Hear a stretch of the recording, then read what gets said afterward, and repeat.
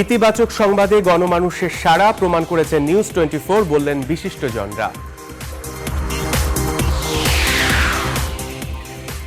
মানুষের ভালোবাসায় সিক্ত নিউজ 24 আনন্দ উৎসবে প্রথম বর্ষপূর্তি উদযাপন।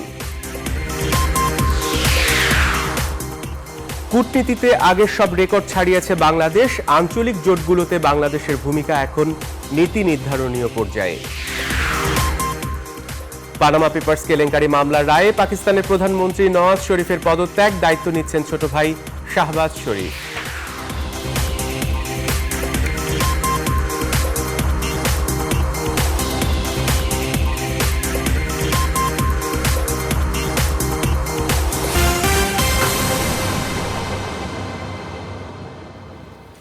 স্বাগত নিউজ 24 সংবাদে, আপনাদের সাথে আছি আমি সালেজুর চৌধুরী। শুনছিলেন শিরোনাম, এবারে বিস্তারিত।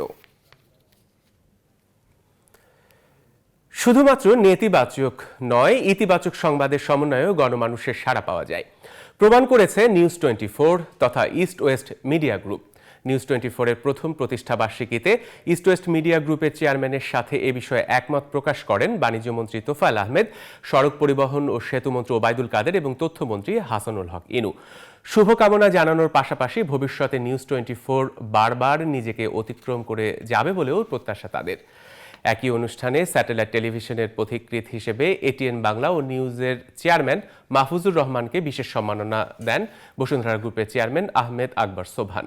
রামিম হাসান জানাচ্ছেন বিস্তারিত। প্রতিষ্ঠাবার্ষিকীর বিকেলে সরকারের উচ্চ মহলের নেতৃবৃন্দ আসেন নিউজ 24-কে শুভেচ্ছা জানাতে। তারা সবাই একমত হন, খুব অল্প সময়ের মধ্যেই নিউজ 24 নিজস্ব সক্রিয়তা বজায় রেখে জনগণের প্রত্যাশার কাছাকাছি পৌঁছতে পেরেছে। স্বাধীনতার চেতনা এবং মূল্যবোধ বুকে ধারণ করে নিউজ 24 যাত্রা শুরু করেছিল। আমি লক্ষ্য করেছি সেই চেতনাকে বুকে ধারণ করেই এই সংগঠনের সকলেই দক্ষতার সাথে নিউজ 24-এর যে কার্যক্রম সেটা পরিচালনা করে চলেছেন। মুক্তিযুদ্ধের স্পিরিট নিয়ে যে অনুষ্ঠান, সেই অনুষ্ঠান মালা নিউজ 24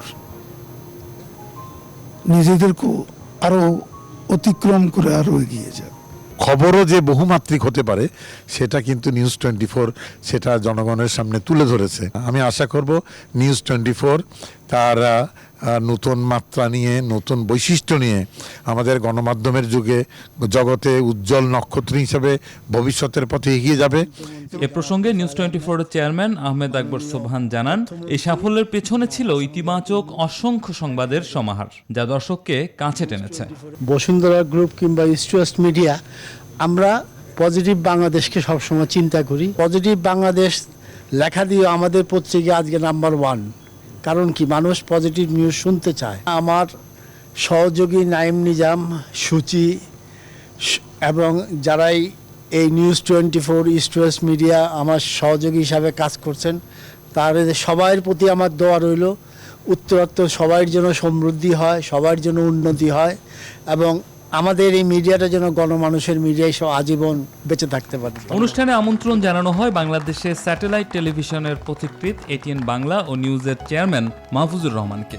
দেওয়া হয় বিশেষ সম্মাননা। বিশেষ করে যারা নিউজ চ্যানেল আমরা চালাই, প্রত্যেকের উচিত দেশের যাতে উন্নতি হয়, দেশের ভালো হয়।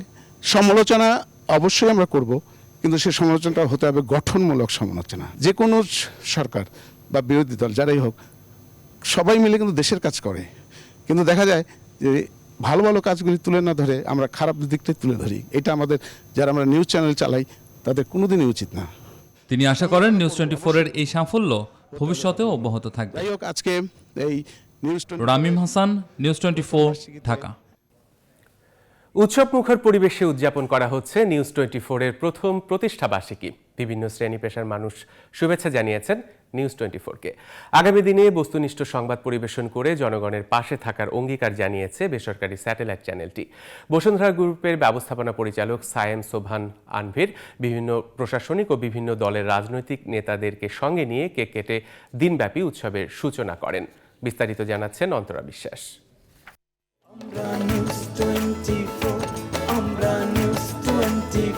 365 365 দিন, একটি বছর, নিরপেক্ষ নয়, জনগণের পক্ষে থাকার এক বছর উদযাপনের এই মাহেন্দ্রক্ষণ। উৎসবের মুহূর্তগুলো আরও বেশি রঙিন হয় লাল নীল রঙের ফুলের ভালোবাসায়। নিউজ 24-এর পক্ষ হয়ে গ্রুপের ব্যবস্থাপনা পরিচালক সায়েম সোবহান আনবির সেই শুভেচ্ছা গ্রহণ করেন।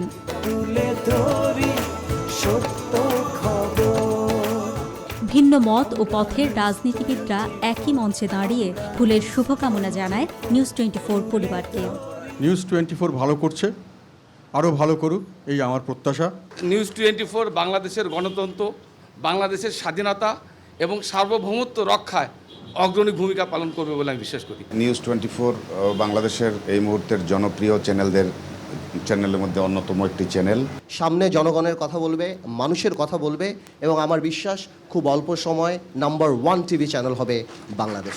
ফুলের শুভ প্রত্যাশার পাশাপাশি আগামী পথ চলায় এই সংবাদভিত্তিক টেলিভিশনের কাছে তাদের প্রত্যাশার কথাও জানান গুণীজনরা। আমাদের ইস্ট ওয়েস্ট মিডিয়া গ্রুপের প্রত্যেকটি প্রতিষ্ঠান, বসুন্ধরা গ্রুপের প্রত্যেকটি প্রতিষ্ঠান আমরা দেশ এবং মানুষের কল্যাণে কাজ করি। নিউজ 24-এর মাধ্যমে এবং ইস্ট ওয়েস্ট মিডিয়া গ্রুপের প্রতিটি প্রতিষ্ঠানের মাধ্যমে বাংলাদেশকে আলোকিত করব। 2041 সালের মধ্যে একটা উন্নত দেশ হিসেবে আমরা গড়ে তোলার যে শেখ হাসিনার ভিশন, সেটাকে বাস্তবায়নের সার্বিক সহযোগিতা নিউজ 24-এর কাছে আমরা আশা করি। এলেন, দেখলেন, জয় করলেন, এই যে স্বতঃসিদ্ধ প্রবাদটা, এটা নিউজ 24-এর ক্ষেত্রে প্রযোজ্য।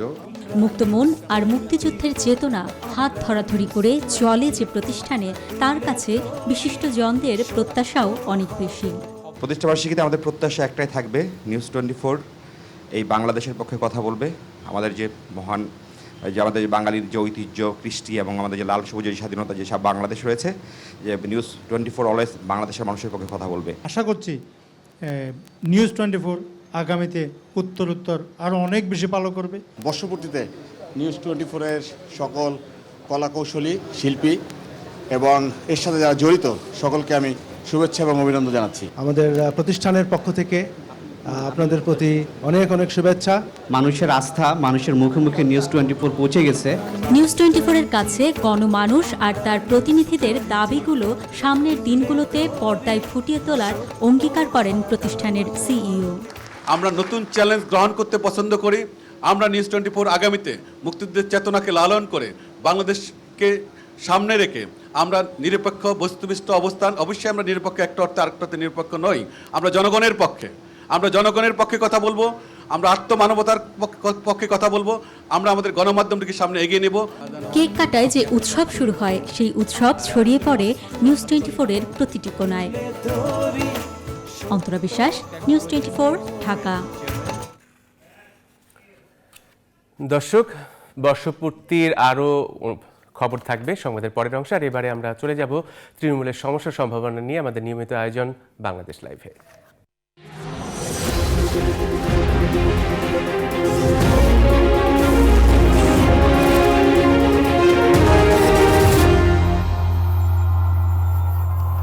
আন্তর্জাতিক বাঘ দিবস আজ নানা আয়োজনে পালিত হচ্ছে এটি।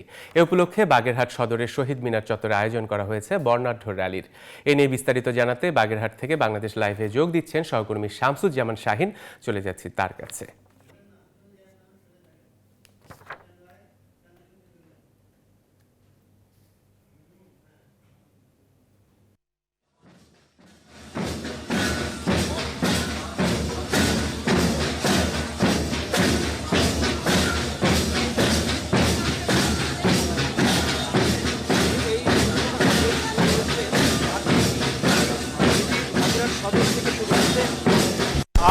এই বাঘ দিবসের যে র্যালিটি শুরু হয়েছে, এটা শহীদ মিনার চত্বর থেকে এই র্যালি শুরু হয়েছে।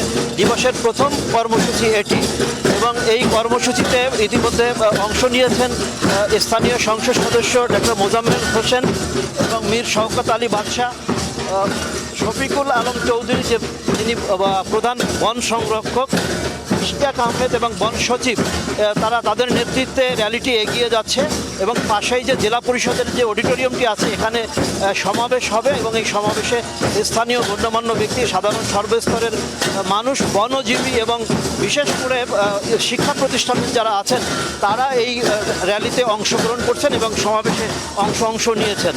একটি তথ্য আপনাকে জানিয়ে রাখতে পারি, সেটি হচ্ছে যে বাংলাদেশের যে বেঙ্গল টাইগার, যেটি যার অবস্থান সুন্দরবন, এবং সুন্দরবনের এই বেঙ্গল টাইগার কিন্তু দীর্ঘদিন ধরে ঝুঁকির মুখে আছে। এখানকার যে বাঘশুমারি, সর্বশেষ যে বাঘশুমারিটি হয়েছে সেখানে 106টি বাঘের সন্ধান পাওয়া গেছে বলে দাবি করা হয়েছে। পাশাপাশি এর আগের যে পাকমার্ক পদ্ধতিতে বাঘ জরিপ করা হয়েছিল সেখানে 440টি বাঘের তথ্য আমাদের হাতে ছিল। এরপর থেকেই কিন্তু গত 2011 সাল থেকে 2016 সালের আগস্ট মাস পর্যন্ত একটি পরিসংখ্যানে দেখা গেছে যে এখানে 32টি বাঘের অঙ্গ প্রত্যঙ্গ উদ্ধার করা হয়েছিল, এবং সেই 32টি বাঘের অঙ্গ প্রত্যঙ্গের মধ্যে 22টি ছিল বাঘের চামড়া। তো তখন থেকেই কিন্তু প্রশাসন নড়ে চড়ে বসে, এবং সর্বশেষ জরিপে যখন বাঘের সংখ্যা কমে গেল তখন এ বিষয়ে বিভিন্ন গোয়েন্দা সংস্থা এবং বিশেষ করে বন বিভাগ, কোস্ট গার্ড এবং শাহেদ, আপনাকে ধন্যবাদ। দর্শক, আবারও চলে যাচ্ছি আমাদের নিউজ 24-এর প্রতিষ্ঠাবার্ষিকী উপলক্ষে বিভিন্ন অনুষ্ঠানের খবরে।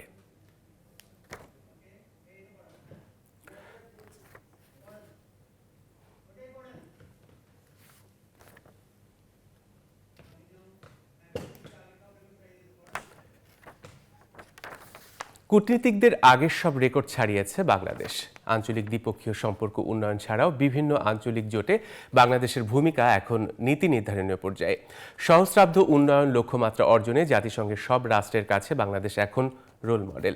কূটনীতিতে বাংলাদেশের সফলতার সেই চিত্র তুলে ধরছেন লাকমিনা জেসমিন সোমা।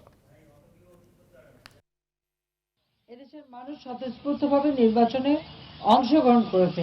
2014 সালের 5 জানুয়ারি নির্বাচন নিয়ে যেসব দেশ প্রশ্ন তুলেছিল সেসব দেশই এখন বাংলাদেশ সরকারের সঙ্গে এক হয়ে কাজ করতে চাইছে।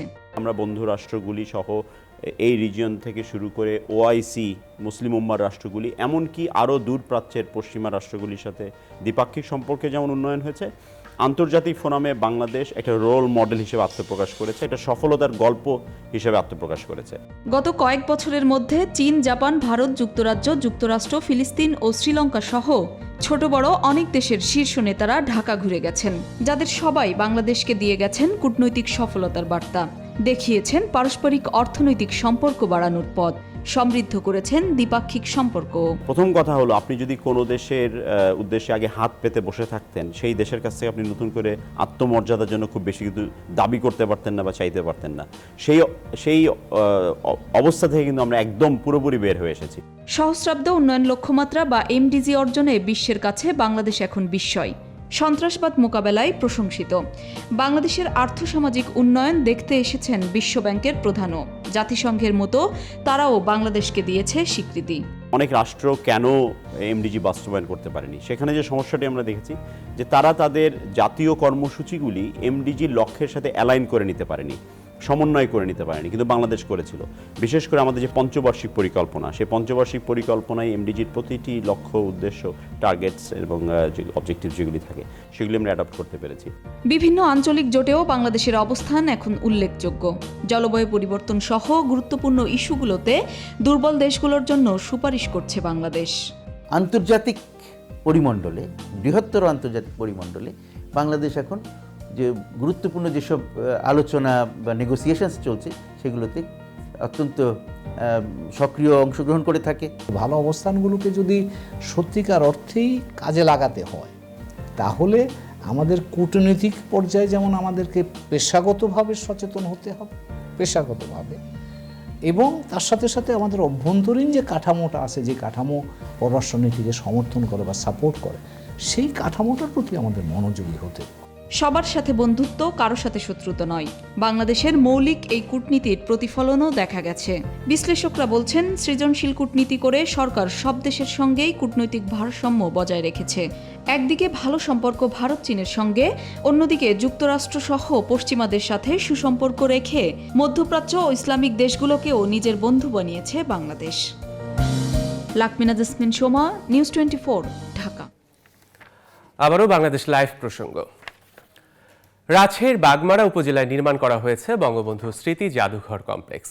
এখানে বঙ্গবন্ধুর ছাত্র জীবন থেকে শুরু করে রাজনৈতিক জীবনের বিভিন্ন দুর্লভ স্মৃতি সংরক্ষণ করা হয়েছে, যা দেখতে প্রতিদিন ভিড় করেন অগণিত মানুষ। উপজেলা পর্যায়ে এমন একটি উদ্যোগ নিয়ে বিস্তারিত জানাতে আমাদের সাথে এখন যুক্ত হচ্ছেন সহকর্মী কাজী শাহেদ। চলে যাচ্ছি তার কাছে। শাহেদ, এই উপজেলা পর্যায়ে যে স্মৃতি জাদুঘর, বঙ্গবন্ধু স্মৃতি জাদুঘর কমপ্লেক্স, কেমন দেখছেন?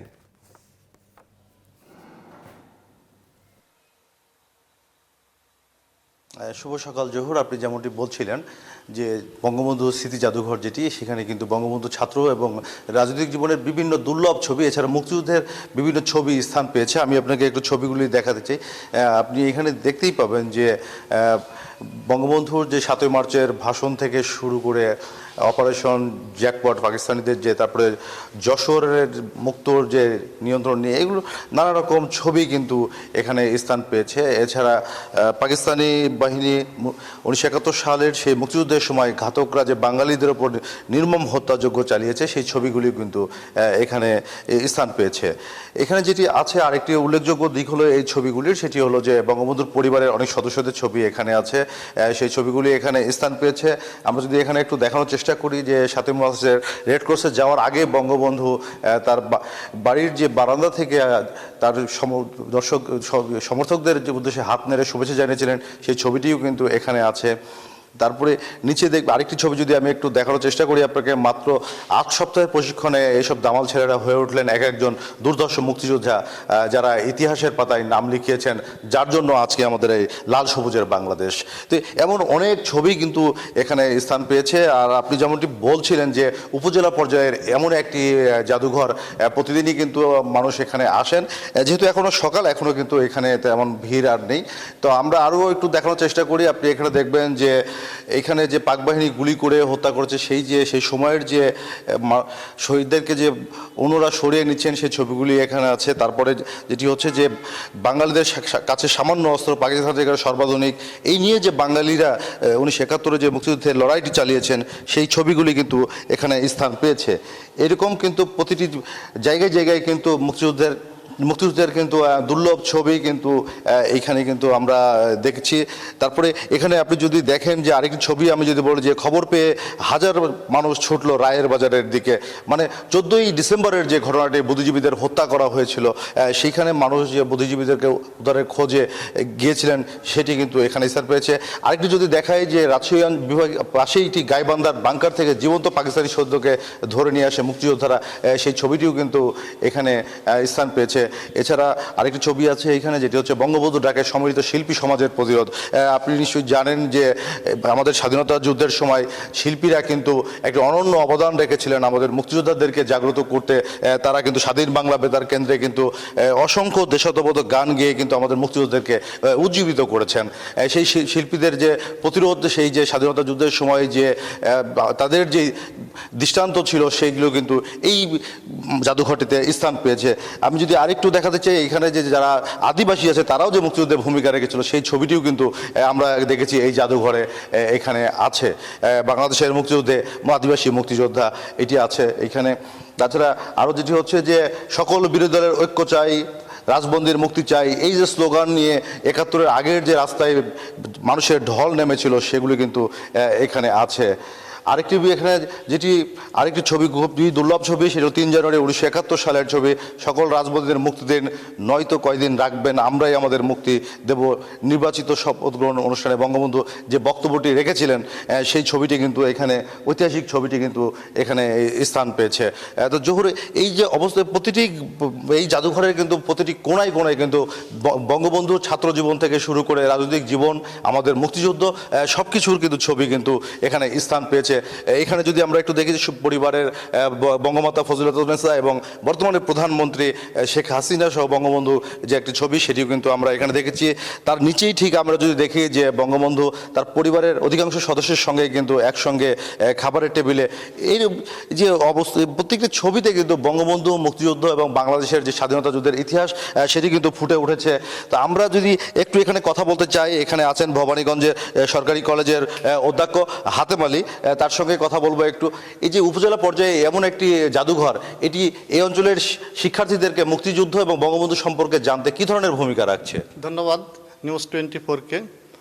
আসলে বঙ্গবন্ধুর জন্ম 17ই মার্চ। আমাদের প্রাণপ্রিয় সংসদ সদস্য ইঞ্জিনিয়ার এনামুল হক 2008 সালে নির্বাচিত হওয়ার পর থেকে ওনার যে লালিত বাসনা, এই লালিত বাসনার পর থেকে উনি দেখলেন যে বাগমারাতে আওয়ামী লীগের বসার মতো কোনো জায়গা নাই এবং আওয়ামী লীগের ওনার সুপ্ত বাসনার থেকেই উনি বঙ্গবন্ধু স্মৃতি জাদুঘর ও কমপ্লেক্স উনি বিনির্মাণের কাজে হাত দেন এবং ওনার দীর্ঘ প্রয়াসের ফলে এটা নির্মাণ করার ফলে বঙ্গবন্ধু সম্পর্কে তার মনের মধ্যে এত ভাবাবেগ কাজ করেছে যে উনি চিন্তা করলেন যে একটা ব্যতিক্রমধর্মী বাংলাদেশের মধ্যে ব্যতিক্রমধর্মী কাজ করবেন। তাই উনি বঙ্গবন্ধু দুর্লভ ছবিগুলো সুদূর বিদেশ থেকে, যেসব দেশ স্বাধীনের সময় সে চিত্রগুলো উনি সুদূর বিদেশ থেকেও সংগ্রহ করার পর উনি বঙ্গবন্ধু স্মৃতি জাদুঘরে সংরক্ষণ করার পরে উনি বিশেষ করে 17ই মার্চ বঙ্গবন্ধুর জন্মদিনে বাগমারার প্রত্যন্ত অঞ্চলে শিক্ষা প্রতিষ্ঠানের জন্য এই মাসটা, বিশেষ করে মার্চ মাসের। আমি একটু জানতে চাই আপনার কাছে যে আসলে এই অঞ্চলের শিক্ষার্থীদের বঙ্গবন্ধু এবং বাংলাদেশের মুক্তিযুদ্ধ সম্পর্কে জানতে কী ধরনের ভূমিকা রাখছে এই জাদুঘরটি? এই জাদুঘরটি নতুন প্রজন্মের শিক্ষার্থী, বিশেষ করে প্রাথমিক মাধ্যমিক বিদ্যালয়, যারা বঙ্গবন্ধু সম্পর্কে ধারণা ভালো পাঠ্য বইয়ের মধ্যে শুধু শুনেছে কিন্তু বাস্তব সচক্ষে দেখা হয় নাই, তাদের যখন এখানে ভিজিটে আসার পর তারা কিন্তু আবেগ আপ্লুত হয়ে যায় এবং তারা বিভিন্ন পিকনিক স্পট থেকে শুরু করে শিক্ষণীয় দর্শনীয় স্থানটাকে বেছে নেয় এবং বিশেষ করে মার্চ মাসের প্রতিটা দিনেই প্রতিটা ক্ষণেই এই বঙ্গবন্ধু স্মৃতি জাদুঘরটা উন্মুক্ত করে এবং শিক্ষার্থীর জন্য খুলে দেওয়ার পরে বঙ্গবন্ধু সম্পর্কে তাদের ব্যাপক ধারণা নিয়ে যায় এবং এখান থেকে আমাদের বাগমারা, বিশেষ করে বঙ্গবন্ধু এবং বঙ্গমাতা গোল্ড কাপ ফুটবল টুর্নামেন্টে আমাদের শিক্ষার্থীরা জাতীয় পর্যায় পর্যন্ত তারা অংশগ্রহণ করে পুরস্কৃত হয়েছে। আরেকটি প্রশ্ন আপনার কাছে রাখতে চাই, সেটি হলো যে এখানে আমরা দেখছি যে বঙ্গবন্ধু এবং মুক্তিযুদ্ধের অনেকগুলি স্মৃতিচিহ্নই কিন্তু এখানে আছে, তো আগামীতেও নিশ্চয়ই শিক্ষার্থীদের এক্ষেত্রে ভূমিকা রাখবে। আপনাকে ধন্যবাদ জনাব হাতেম আলী। আমি আরেকটু যদি এদিকে একটু দেখানোর চেষ্টা করি যে জোহর, আপনার মাধ্যমে যে এখানে যেটি আছে সেটি হলো যে স্বাধীনতা যুদ্ধের সময় যে শেষ পর্যায়ে ছিল 1971 সালে, তখন কিন্তু এখানে আমরা দেখছি যে এখানে যে ছবিগুলি আছে সেটি তো আছে, সেই পাশে এখানে কিন্তু আত্মসমর্পণের যে দৃশ্যটি আছে। তো এভাবেই যে বীর বাঙালি মুক্তিযোদ্ধাদের কাছে যে আত্মসমর্পণ করেছিলেন পাকিস্তানি বাহিনী, সেই দৃশ্যটি এখানে আছে। তো জহুর, এই ছিল মানে রাজশাহীর যে বাগমারাই বঙ্গবন্ধু স্মৃতি জাদুঘর কমপ্লেক্স, সেখান থেকে আমার কাছে সর্বশেষ। শাহেদ, আপনাকে ধন্যবাদ। দর্শক, রাজশাহীর বাগমারায় নবনির্মিত বঙ্গবন্ধু স্মৃতি জাদুঘর কমপ্লেক্স সম্পর্কে বলছিলেন আমাদের রাজশাহী সহকর্মী কাজী শাহেদ। পানি সরে গেলেও ক্ষতচিহ্ন রয়ে গেছে চট্টগ্রামের শহর জুড়ে। ভাঙাচোরা সড়কে দুর্ঘটনার ভোগান্তি যেন নিয়মিত ঘটনা হয়ে দাঁড়িয়েছে চট্টগ্রামের মানুষের কাছে। এ নিয়ে বিস্তারিত জানাতে এখন চট্টগ্রাম থেকে যুক্ত হচ্ছেন সহকর্মী নয়ন বড়ুয়া জয়। চলে যাচ্ছি তার কাছে। জয়, এই তো জলাবদ্ধতা, তারপর জলাবদ্ধতা কমে গেল, এরপরে এখন সড়কগুলোর এই পানি কমার সাথে সাথে বেহাল দশা। তো এই যে দুর্ভোগটা, জনগণের দুর্ভোগ কি চট্টগ্রামবাসীর দুর্ভোগ, কবে কমবে, কি বলছে তারা এবং কর্তৃপক্ষই বা কি বলছে?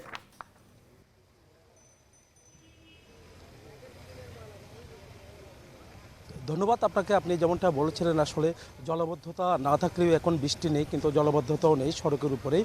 কিন্তু আমরা দেখছি কিন্তু এই সড়কগুলো, আমি যে সড়কে আছি আসলে এই সড়কে যখন বৃষ্টি হয়, বৃষ্টি হলে কিন্তু আমরা দেখি এই সড়কের উপরে হাঁটু পানির পাশাপাশি কোমর পানিও আমরা দেখেছি। কিন্তু এই 2-1 দিন আগে একই অবস্থা ছিল, কিন্তু শুধু আসলে বৃষ্টির পানিতে নয়, এখানে জোয়ারের পানিও অনেকটা আমরা দেখেছি, জোয়ারের পানিতেও তলিয়ে গিয়েছিল এই সড়কটি। কিন্তু এখন পানি না থাকলেও সড়কের উপরে আমরা দেখছি সড়কের অবস্থা কিন্তু অনেকটা বেহাল।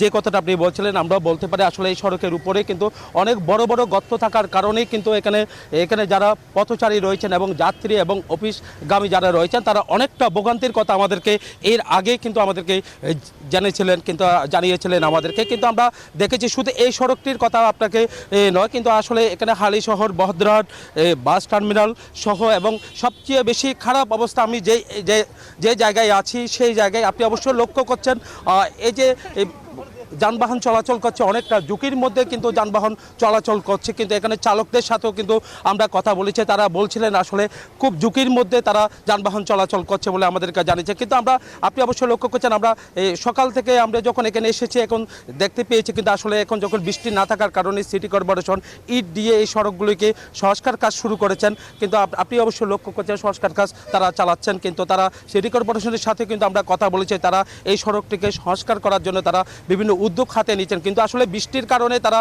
না পারার কথা আমাদেরকে জানিয়েছেন। আবার পাশে রয়েছে আসলে অনেক ভুক্তভোগী রয়েছেন, তাদের সাথে আমরা কথা বলে আসলে আমরা দেখেছি এই সড়কটার উপরে বৃষ্টি হলে কিন্তু অনেক পানি দেখা যায়। কিন্তু এখন তো বৃষ্টি নেই, কিন্তু সড়কের অবস্থা খুব খারাপ। আপনি কি মনে করেন আসলে কিরকম দুর্ভোগের মধ্যে আমরা এই কঠিন দুর্ভোগের মধ্যে আছি? কোনো গাড়ি ঘোড়া চলাচল করতে পারে না, ব্যবসা বাণিজ্য একরকম বন্ধের পথেই।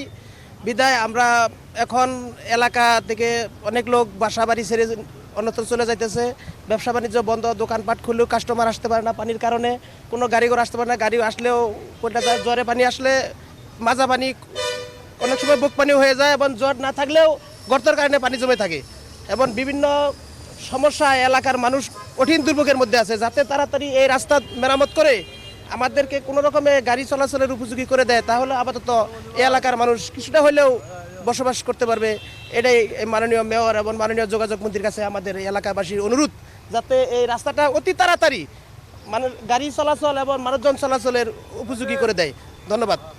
আমার পাশে আরেকজন কিন্তু ভুক্তভোগী তারা রয়েছেন। আসলে তারা গণপরিবহনের সংখ্যা কিন্তু কমে যাওয়ার কারণে তারা অনেকটা কিন্তু ভোগান্তির কথা আমাদেরকে জানিয়েছিলেন। এখানে রাস্তা খারাপের কারণে কিন্তু গণপরিবহন যে সড়কের উপর দিয়ে, আসলে এই সড়কটা অনেকটা ব্যস্ততম সড়ক, আসলে এই সড়কের উপরে গণপরিবহন চলাচল করে, কিন্তু গণপরিবহন সংখ্যা কিন্তু আমরা দেখতে পাচ্ছি অনেকটা কম। তারা কিন্তু রাস্তার উপরে দাঁড়িয়ে আছে, আসলে গাড়ির জন্য তারা দাঁড়িয়েছিলেন। আমাদেরকে বলে আসলে কীরকম ভোগান্তির মধ্যে রয়েছে?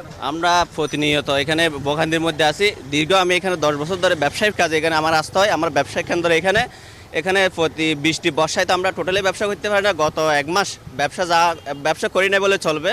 আমরা গাড়ি নিয়ে এখানে আসলে উল্টে যাচ্ছে, হঠাৎ করে গাড়ি উল্টে পড়ে যাচ্ছে, অ্যাক্সিডেন্ট করতেছে। আর এটা শুধু বৃষ্টি না, এমনি জোয়ারের পানি তো বিকাল 2টা-3টার দিকে যখন জোয়ার আসে তখন হাঁটু পরিমাণ পানি চলে আসতেছে এখানে। এই কারণে আমাদের ব্যবসা সম্পূর্ণ বন্ধ বললেই চলে। পুরো 1 মাস আমরা যা ভোগান্তিতে আছি, এখানে কোনো ড্রাইভার আসে না, রিক্সা আসে না, এমনকি হাঁটি চালাও যায় না এখানে। আমরা এটা একটা সরকার বা সিটি কর্পোরেশনের মাধ্যমে আমরা একটা সঠিক একটা আমরা সমাধান চাচ্ছি, বলতে এটা রাস্তা যাতে মেরামত করা হয় এবং যাতে আমাদের ভোগান্তিটা স্থায়ীভাবে নির্মূল হয়। এখন আমাদের সমস্যা, এখন ইট দিয়ে ফাটল দিয়ে চলে গেছে, আবার দেখা যায় আবার গর্ত হয়ে যায়, বৃষ্টি আর বর্ষা আসলে আবার পানি হয়ে যায়, জোয়ার আসলে এগুলো চলে যাচ্ছে। এটা যাতে সরকার আমাদের দিকে সুদৃষ্টি দিয়ে এই দীর্ঘদিনের সমস্যাটা যাতে সমাধান করে, এটা আমার একটা অনুরোধ থাকবে, আহ্বান থাকবে সরকারের প্রতি। আমাদের একটা অনুরোধ থাকবে সেটা, যাতে এটা দ্রুত সমাধান করা যায় আমাদের এটা। এতক্ষণ ধরে আমরা কথা বলেছি এখানে পথচারী এবং যাত্রীদের সাথে, কিন্তু আমার পাশে রয়েছেন একজন চালক রয়েছেন। আমরা চালকের সাথে একটু কথা বলে, আসলে তারা গাড়ি চলাচল করে, এই গাড়ি চালায় তারা এই সড়কের উপর দিয়ে, কিন্তু অনেকটা ঝুঁকির মধ্যে। আসলে আপনি তো এই সড়কের উপর দিয়ে কিন্তু গাড়ি চালান প্রতিদিনে, কিন্তু কীরকম ঝুঁকির মধ্যে আপনারা গাড়ি চালান বলে মনে করেন? আমাদের ঝুঁকি তো অনেকই। এখানে রাস্তাঘাট ভাঙ্গা, আমরা গাড়ি নিয়ে যাওয়ার সময় রাস্তার ভিতরে ভাঙ্গা চুরের ভিতরে আমরা গাড়ি পড়ে যায়। আমাদের রিক্সের ভিতরে আমাদের দেখা যাচ্ছে যে আপনার যাত্রী নিয়ে যাচ্ছি, গাড়ি গাড়টার ভিতরে পড়ে যাচ্ছে। তারপরে আপনার এই দিয়া চলাফেরা করতে অনেকই কষ্ট হচ্ছে। ভাঙ্গা চুরে অনেক, এই অ্যাক্সেস রোড এটা পুরোটাই ভাঙ্গা, এখান থেকে গাড়ি নিয়ে চলাচল করতে আমাদের খুবই কষ্ট হচ্ছে। সরকারের কাছে আমাদের এইটুকুই দাবি যে আমাদের রাস্তাগুলো অতি তাড়াতাড়ি ঠিক করে দেওয়ার জন্য। ধন্যবাদ। আমরা এতক্ষণ ধরে কথা বলেছি, এখানে ভুক্তভোগী যারা রয়েছেন চালকও কিন্তু অনেকটা খুব এখানে তারা বলছিলেন, আসলে চালকও খুব একটা সমস্যার কথা আমাদেরকে জানিয়েছিলেন, এবং যারা ভুক্তভোগী রয়েছেন যাত্রী তারাও আমাদেরকে, এবং পথচারী যারা রয়েছেন তারাও আমাদেরকে বলেছিলেন আসলে বিভিন্ন সমস্যার কথা তারা আমাদেরকে তুলে ধরেছেন। আপনি অবশ্যই লক্ষ্য করেছেন, তারা বলছিলেন, বারবার বলছেন আসলে এই সড়কটি যতদিন পর্যন্ত উঁচু করা হবে না ততদিন পর্যন্ত এই সমস্যার সমাধান হবে না বলে তারা আমাদেরকে জানিয়েছেন। তো এই ছিল আমার এখানকার সর্বশেষ তথ্য। জয়, আপনাকে ধন্যবাদ। বাংলাদেশ লাইভে চট্টগ্রামের জনদুর্ভোগের খবর জানাচ্ছিলেন সহকর্মী নয়ন বড়ুয়া জয়। আর এরই সাথে নিউজ 24 সংবাদে নিচ্ছে একটা বিরতি, সাথেই থাকুন।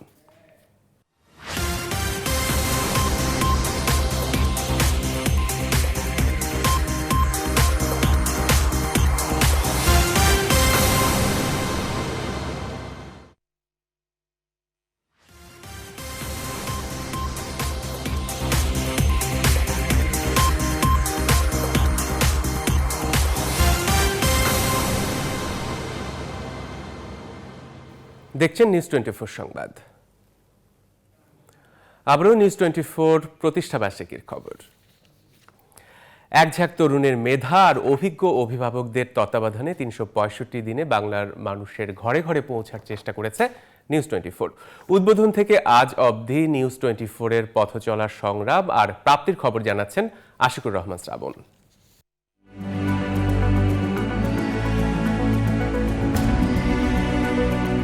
আকাশ ছোঁয়ার স্বপ্ন, স্বপ্ন সুখে দুঃখে, ঘটনা দুর্ঘটনায়, আন্দোলন সংগ্রামে, রাজনীতির ডামাডোলে কিংবা ষাঁড়ের লড়াই ভল্লুকের জ্বরে বাংলার কোটি মানুষের সাথে থাকবার। অভিভাবক হয়ে, বন্ধু হয়ে, সহযোদ্ধা হয়ে, কাঁধে কাঁধ মিলিয়ে কিছু মানুষের এক সারিতে দাঁড়ানো। তারুণ্য আর অভিজ্ঞতার অনন্য সমন্বয়ে 365 দিন নিরলস ছুটে চলেছে নিউজ 24। হোলি আর্টিজানে জঙ্গি উত্থানের দুঃস্বপ্নের রাত থেকে সবশেষ দেশের বন্যা পরিস্থিতি, সবকিছুই পুঙ্খানুপুঙ্খভাবে দেখিয়েছে নিউজ 24। পাহাড় ধসে পার্বত্য অঞ্চলের মানুষের বিপন্নতার খবর সবচেয়ে ভালোভাবে তুলে ধরেছি আমরা। এক বছরে শুধু খাদ্যে ভেজাল নিয়ে রিপোর্ট হয়েছে 30টি। সরকারি হাসপাতালগুলোতে সাধারণ রোগীরা কতখানি অসহায় তারও অনুসন্ধানী প্রতিবেদন প্রচার হয়েছে গুরুত্বের সাথে।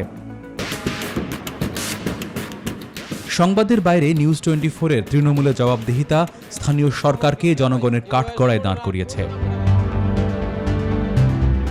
আর টিম আন্ডারকভার মুখোশ খুলেছে ভণ্ড, প্রতারক আর দুর্নীতিবাজদের। আমি আর কতটুকু পারি, কতটুকু দিলে। এক বছরের সংবাদ এবং সংবাদ ভিত্তিক অনুষ্ঠানের বাইরে যে জলে আগুন জ্বলে খ্যাতিমান মানুষদের মনের অন্দরে পৌঁছে তাদের না বলা কথাগুলো মানুষকে জানিয়েছে। তেমনি যে গল্প নিষিদ্ধ শুনিয়েছে তাদের কথা, যাদের কথা সচরাচর কেউ বলে না। আজকেও বলতে চাইনি। এক বছরে নিউজ 24 বেশ কয়েকবার খবরের বোমা ফাটিয়েছে, যেমন উপবিশ্বাস এক্সক্লুসিভ, শাকিব খান এক্সক্লুসিভ।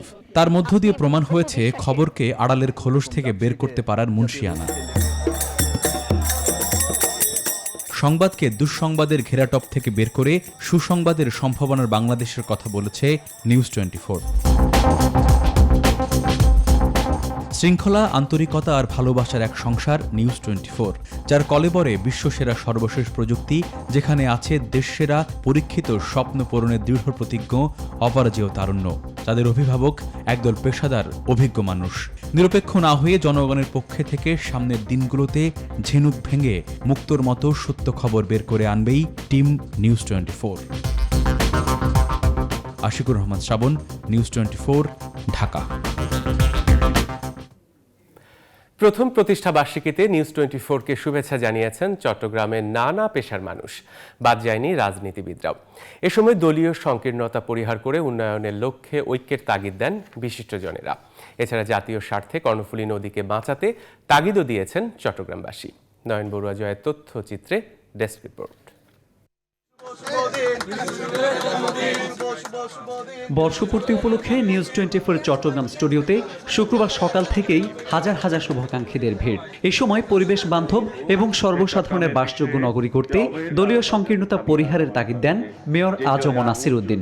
আমি নগরবাসীর কাছে নিউজ 24-এর প্রথম বর্ষপূর্তি অনুষ্ঠানে বিনয়ের সাথে অনুরোধ করব, সকল ধরনের সংকীর্ণতা পরিহার করে জাতি, ধর্ম, বর্ণ, দলবন্ধ নির্বিশেষে সবাই যাতে স্ব অবস্থান থেকে এগিয়ে এসে প্রিয় এই আমাদের শহরটাকে আমরাই সম্মিলিত প্রচেষ্টার মাধ্যমে গড়ে তুলব। মেয়র নাসিরের এমন প্রত্যাশার সাথে একমত হয়ে নারী উন্নয়ন ও মাদকমুক্ত তারুণের পাশে থাকবার জন্য নিউজ 24-এর প্রতি আহ্বান জানান চট্টগ্রামের এমপি ও সরকারি কর্মকর্তারা। নিউজ 24 আরও সাফল্যমণ্ডিত হবে, চট্টগ্রামের সহ সারা দেশে তৃণমূলের কথা বলবে, নারীদের সমস্যাগুলো তুলে ধরবে, আমাদের যুব সমাজের সমস্যাগুলো তুলে ধরবে। এই বাংলাদেশের সংবাদ প্রচারে একটি ভিন্ন মাত্রা যোগ করেছে, এটি জনপ্রিয়তা অর্জন করেছে, মাটি মানুষের কথা বলছে এবং সংবাদ পরিবেশনায় যে ভিন্নতরভাবে উপস্থাপনা করা যায় সেই নজিরটি স্থাপন করেছে। কর্ণফুলী রক্ষা সহ নানান ইস্যুতে প্রত্যাশার কথা জানান সর্বস্তরের মানুষ। নিউজ 24 যেখানেই ঘটনা, যেখানেই সত্যনিষ্ঠা উদ্ঘাটনের চেষ্টা সেখানে ছিল। চট্টগ্রামের কথা বলবে এবং সাধারণ জনগণের কথা বলবে। আগতদের বসুন্ধরা গ্রুপের চেয়ারম্যান, ব্যবস্থাপনা পরিচালক এবং নিউজ 24-এর সিইওর পক্ষ থেকে শুভেচ্ছা জানান চট্টগ্রাম ব্যুরো প্রধান রিয়াজ হায়দার চৌধুরী। বর্ণাঢ্য আয়োজনে বিভাগীয় শহরগুলোতে উদযাপন করা হয়েছে নিউজ 24-এর টেলিভিশনের প্রথম বর্ষপূর্তি। গত বছরের মতো আগামীতেও জনমানুষের কথা বলবে নিউজ 24, এমন প্রত্যাশা সবার। সহকর্মীদের তথ্যচিত্রে ডেস্ক রিপোর্ট। জন্মদিনে উৎসব মুখর হয়ে ওঠে নিউজ 24-এর সিলেট অফিস। অতিথিদের সাথে নিয়ে কাটা হয় কেক। এই সময় প্রিয় চ্যানেলকে শুভেচ্ছা জানিয়ে আগামী দিনের প্রত্যাশার কথা জানান সবাই। প্রতিষ্ঠা বার্ষিকীতে আমাদের প্রত্যাশা রইল তারা আগামী দিনে অতীতে যেভাবে তারা সংবাদ পরিবেশনের মাধ্যমে আমাদেরকে সচেতন করে তুলেছেন, তারা ভবিষ্যতে আরও বেশি আমাদের জনগণের সমস্যাগুলো তুলে ধরবেন। আমরা বিশ্বাস করি যে বিগত একটি বছর যেভাবে নিউজ 24 এদেশের মানুষের সামনে বিশেষ করে সংবাদ পরিবেশনে একটা উল্লেখযোগ্য অবদান রাখছেন, আগামীতে তার পাশাপাশি নানাবিধ অনুষ্ঠানের মধ্য দিয়ে নিউজ 24 এদেশের মানুষের কাছে জনপ্রিয় হয়ে উঠবে। রাজশাহীতে জাঁকজমকপূর্ণভাবে উদযাপন করা হয়েছে নিউজ 24-এর প্রথম বর্ষপূর্তি। নগরীর মাস্টার শেফ রেস্টুরেন্টে কেক কাটা ও আলোচনা সভার আয়োজন করা হয়। অনুষ্ঠানে বিভিন্ন রাজনৈতিক ও সামাজিক সংগঠনের প্রতিনিধিরা অংশ নেন। মুক্তিযুদ্ধের পক্ষের চেতনা, জাতির জনক বঙ্গবন্ধু শেখ মুজিবুর রহমানের আত্মত্যাগ, মুক্তিযোদ্ধাদের আত্মত্যাগ, এই সমস্ত বিষয় পেয়েছি। তবে আমাদের প্রত্যাশা এখনো বাকি আছে।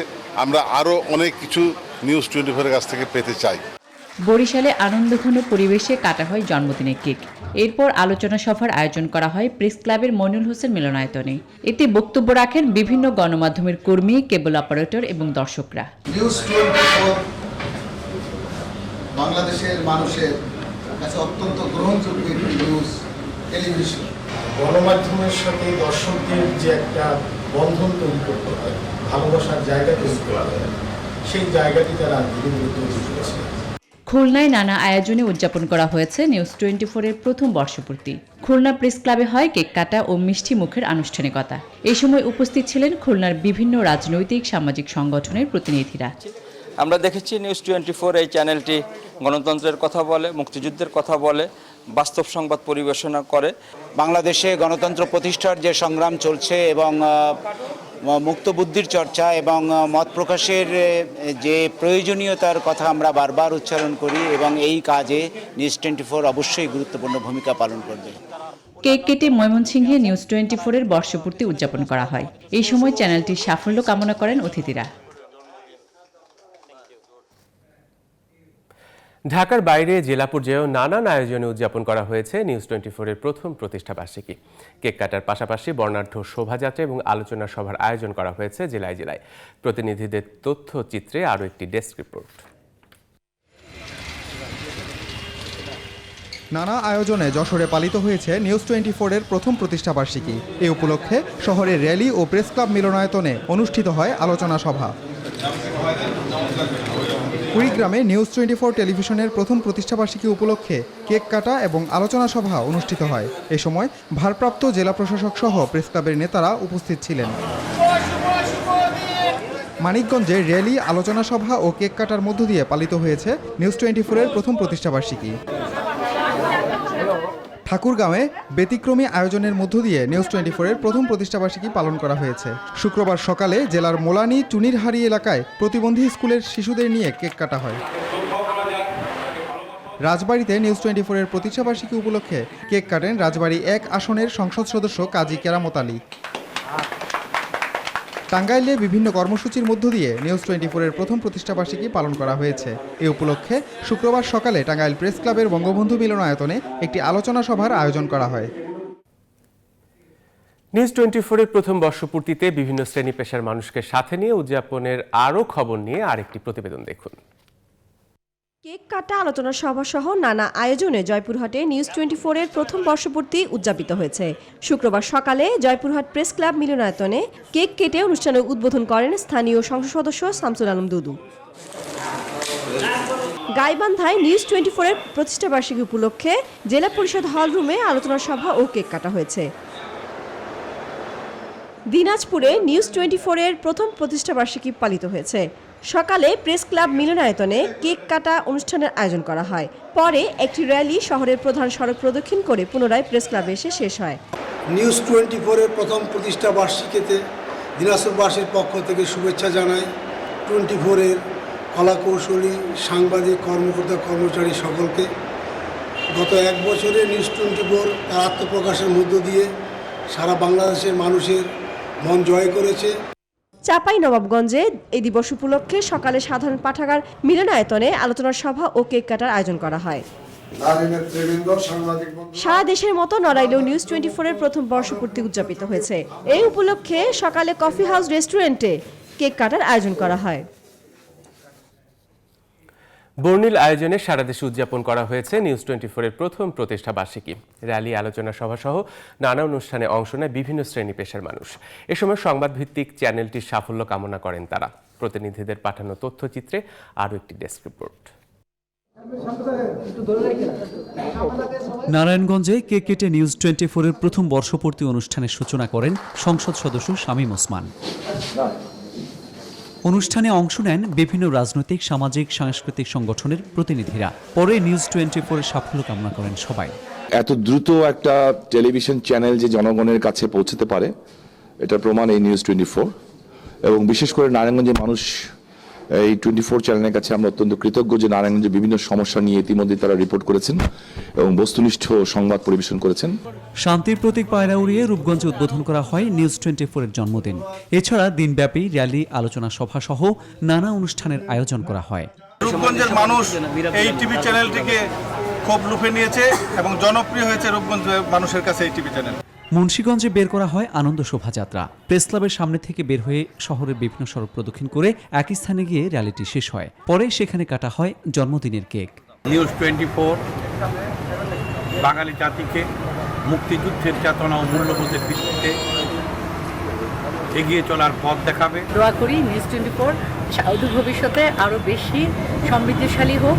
কেক কাটা ও আলোচনা সভার মধ্য দিয়ে কুমিল্লায় উদযাপন করা হয় নিউজ 24-এর বর্ষপূর্তি। এই সময় নতুন এই চ্যানেলটির সাফল্য কামনা করেন অতিথিরা।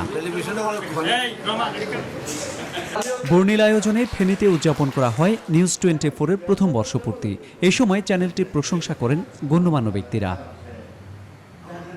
কেক কেটে নোয়াখালী প্রেস ক্লাব মিলনায়তনে নিউজ 24-এর প্রথম বর্ষপূর্তির আনুষ্ঠানিকতা শুরু হয়।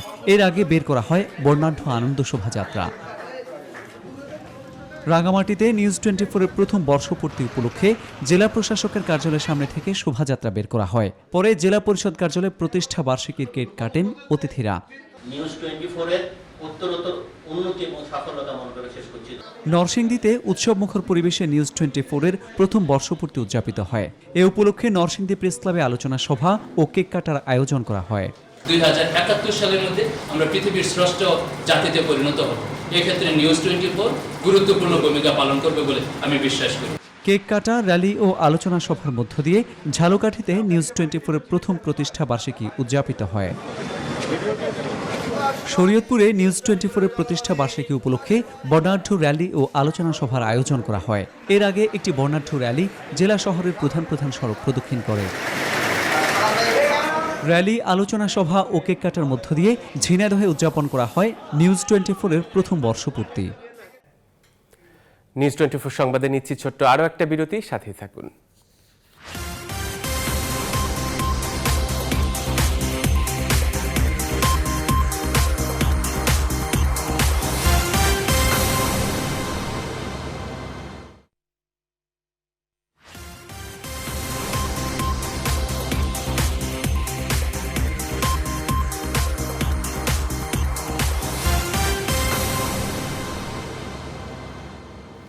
বিরতির পর স্বাগত, দেখছেন নিউজ 24 সংবাদ।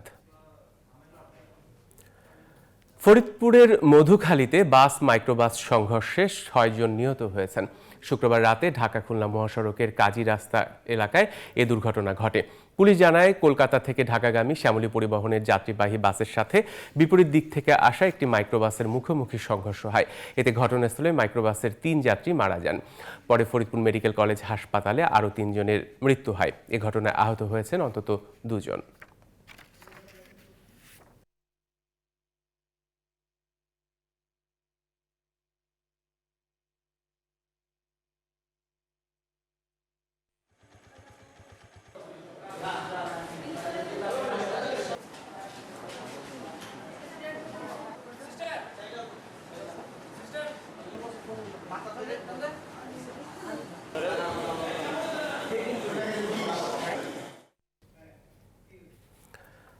দর্শক, রাজধানীর সোনারগাঁ হোটেলে পানি সম্মেলনে বক্তব্য রাখছেন প্রধানমন্ত্রী শেখ হাসিনা। আমরা এখন সরাসরি চলে যাচ্ছি সেখানে। পানি ব্যবহারের ধরন বদলেছে, তবে সুপেয় পানির প্রাপ্যতা হুমকিতে রয়েই গেছে। বিশ্বে প্রায় 40% মানুষ কম বেশি সুপেয় পানির সমস্যায় ভুগছে। বিশ্বে প্রায় 107 কোটিরও বেশি মানুষ নদী অববাহিকায় বসবাস করেও পানির চাহিদা মেটাতে ব্যর্থ হচ্ছেন।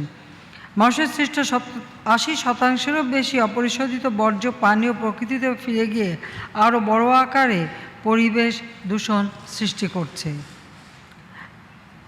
বাংলাদেশ নদীমাতৃক দেশ। বাংলাদেশের মোট আয়তনের 1/3 পানি সম্পদ। আমাদের দেশের অভ্যন্তরে 8 শতাধিক নদ নদী ও 57টি আন্তর্দেশীয় সংযোগ নদী রয়েছে। জাতির পিতা বঙ্গবন্ধু শেখ মুজিবুর রহমান স্বাধীনতার পরই উপলব্ধি করেছিলেন বাংলাদেশের সব ধরনের উন্নয়নের সঙ্গে নদ নদী ও পানি সম্পদের সুষ্ঠু ব্যবস্থাপনার বিষয়টিকে সম্পৃক্ত করা একান্তভাবে প্রয়োজন। তাই তিনি 1972 সালে আন্তর্দেশীয় সীমান্ত পানি ব্যবস্থাপনা বিষয়ে যৌথ নদী কমিশন JRC গঠন করেন।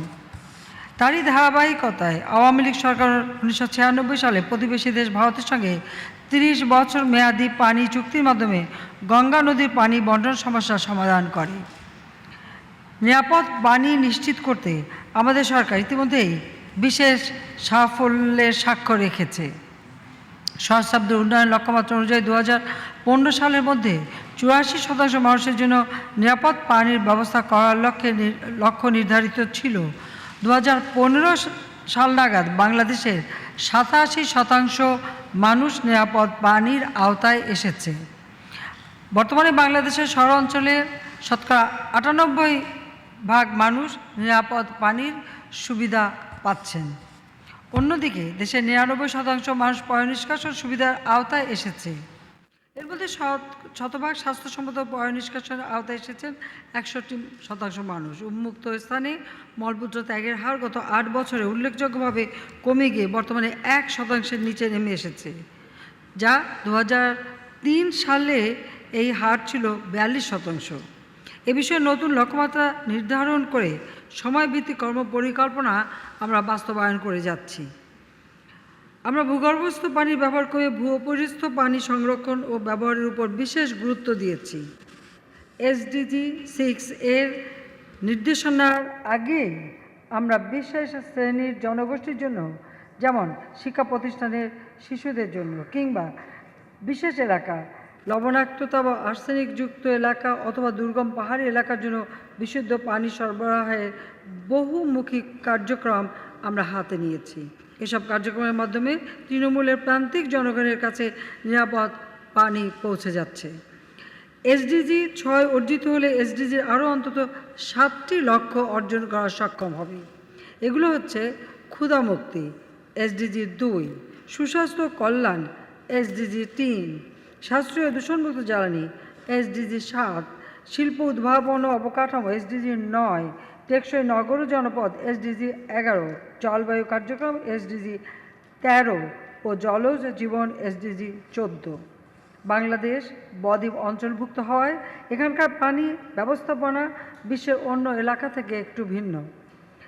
বদ্বীপ অঞ্চলে বিশ্বের 5% ভূখণ্ড থাকলেও এখানে প্রায় 50 কোটি মানুষের বসতি। এই অঞ্চল অত্যন্ত ঘনবসতিপূর্ণ। বিশ্বের অনেক বড় বড় শহর, বন্দর, বৃহৎ শিল্পাঞ্চল এবং কৃষিপ্রধান এলাকাও বদ্বীপ অঞ্চলে গড়ে উঠেছে। পানি সম্পদের সমন্বিত ব্যবস্থাপনার জন্য আমরা 100 বছর মেয়াদী বাংলাদেশ ডেল্টা প্ল্যান 2100 নামে একটি যুগান্তকারী উদ্যোগ গ্রহণ করেছি।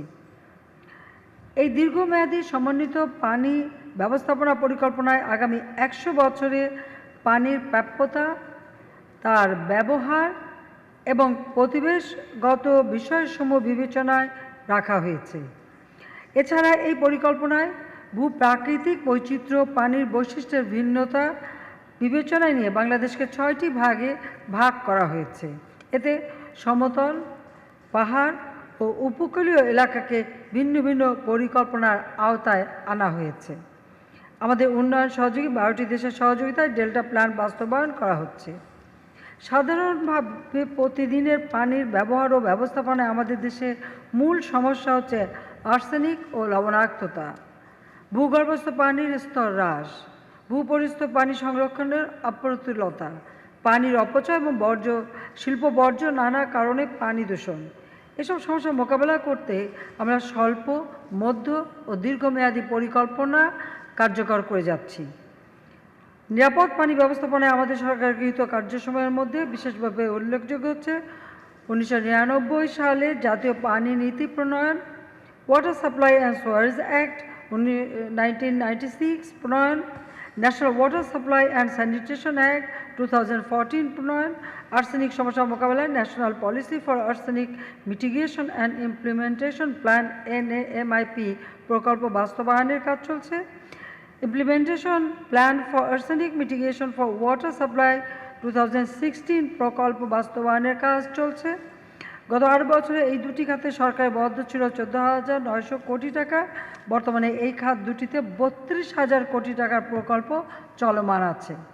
লবণাক্ত পানি প্রবণ এলাকায় পুকুরের পানি ফিল্টার করে লবণাক্ততা মুক্ত করা হয়েছে 7,000 পুকুর এবং গভীর নলকূপ স্থাপন করা হয়েছে 32,600টি। বর্ষার পানি সংরক্ষণে 4,700টি জলাধার নির্মাণ করা হয়েছে। রাজধানী ঢাকায় নতুন খাল খনন করা হচ্ছে এবং পুরাতন খালের সংস্কার এবং জলাধার সংরক্ষণের উদ্যোগ নেওয়া হয়েছে। শিল্পাঞ্চল, বড় বড় আবাসিক এলাকায় জলাধার তৈরি, বৃষ্টির পানি সংরক্ষণ, বর্জ্য ও দূষিত পানি নিষ্কাশনেরও পদক্ষেপ নেওয়া হচ্ছে। 2021 সালের মধ্যে ঢাকা, চট্টগ্রাম, রাজশাহী, খুলনা সহ সকল বিভাগীয় শহরে নিরাপদ পানি, ভূপরিস্থ পানি থেকে নিশ্চিত করার কার্যক্রম আমরা হাতে নিয়েছি। নাব্যতা হ্রাস প্রতিরোধে গুরুত্বপূর্ণ নদীতে ড্রেজিং কার্যক্রম চলছে। সুধীবৃন্দ, আমাদের পররাষ্ট্রনীতির ক্ষেত্রে বঙ্গবন্ধু শেখ মুজিবুর রহমানের দর্শন ছিল সকলের সাথে বন্ধুত্ব, কারোর সাথে বৈরিতা নয়।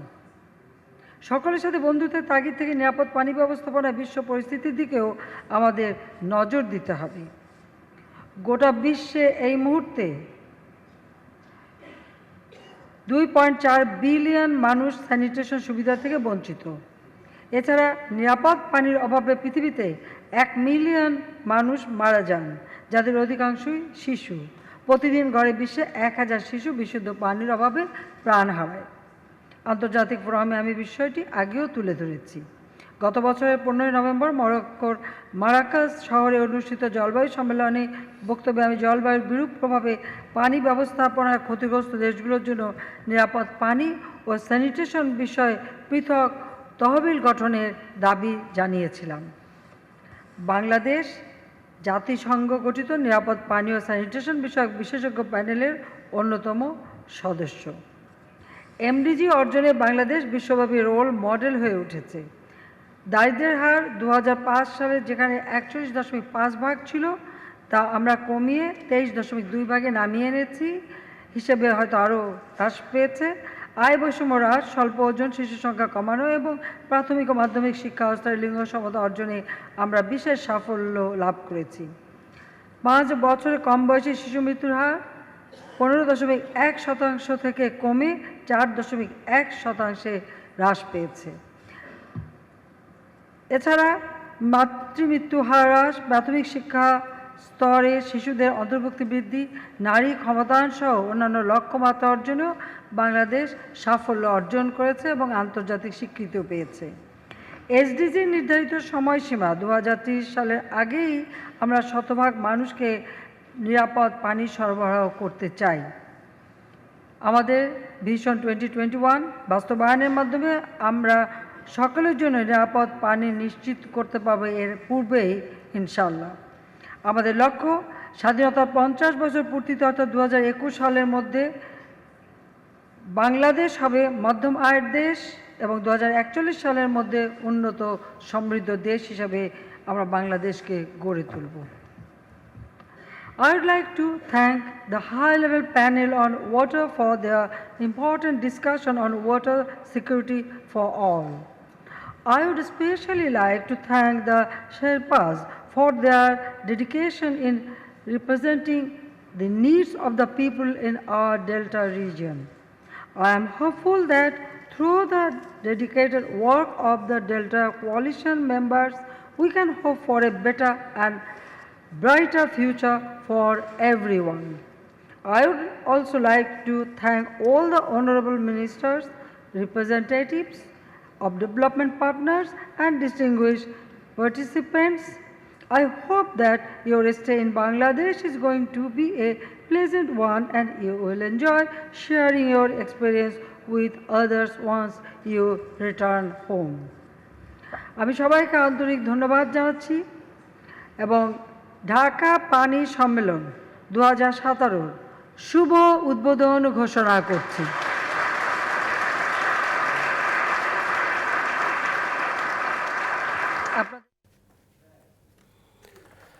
রাজধানীর হোটেল সোনারগাঁয়ে পানি সম্মেলনে বক্তব্য রাখছিলেন প্রধানমন্ত্রী শেখ হাসিনা। এতক্ষণ তা সরাসরি সম্প্রচার করা হলো। আর এরই সাথে শেষ করছি এখনকার নিউজ 24 সংবাদ। এতক্ষণ সাথে থাকায় ধন্যবাদ সবাইকে।